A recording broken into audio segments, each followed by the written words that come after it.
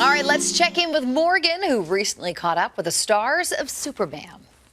That's right. I was in LA to catch up with the cast of Superman. I spoke to Nicholas Hoult, who of course plays Lex Luthor, Rachel Brosnahan, who takes on the role of Lois Lane, and the man himself, David Corenswet, who plays Superman. Take a look. I would question myself in the same situation and consider the consequences. People were going to die. Great job, you guys. Oh, thank you. Love this movie. You know, there are elements of your performance that reminded me a little bit of Christopher Reeve, and it felt very nostalgic. How do you go about crafting your own performance when it comes to such a beloved character like this? I find that the most generative moments for me creatively as an actor are when I come face to face with my fellow actors. And that's not just because I didn't talk about you in the last interview. Just throwing us some scraps. So kind of you. I do have this feeling where when I read the script, I read the other characters. I'm such a bad actor when I'm reading other characters' lines in my head. Yeah. And so the joy and relief that comes when I hear Lois's lines coming out of Rachel's mouth and Lex's lines coming out of Nick's rather than some weird corner of my own brain, that's where it all starts to become clear to me, because Superman is obviously who he is in relation to these other characters. Love that. I have a soft spot for Lois Lane because, of course, she was played in the original films by Canadian Margot Kidder. But it was cool because I was just talking to, of course, your director, James Gunn, and he said that you were scared about playing this role, and halfway through you turned to him and said, I've never played somebody who's so much like me before. What was that process like? Oh, just terrible. I've sought so much therapy since. No, it was just a really different experience for me. I've been very fortunate to have been able to take on some roles that felt really far away, and as actors, we're always looking, or at least speaking personally, always looking for the thing that kind of freaks me out.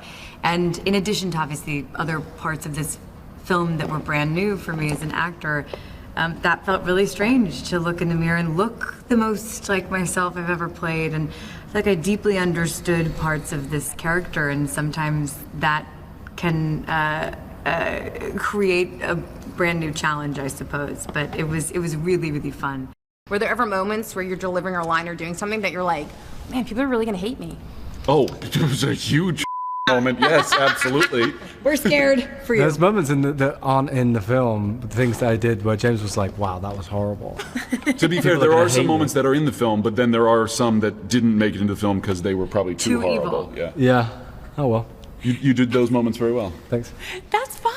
Yeah. So look, there's so much about this movie I know you guys can't talk about, but it's one thing being on set with each other, and it's another doing a ton of press around the world. So what is one thing you've learned about David on this press tour that you didn't quite know about while you were filming?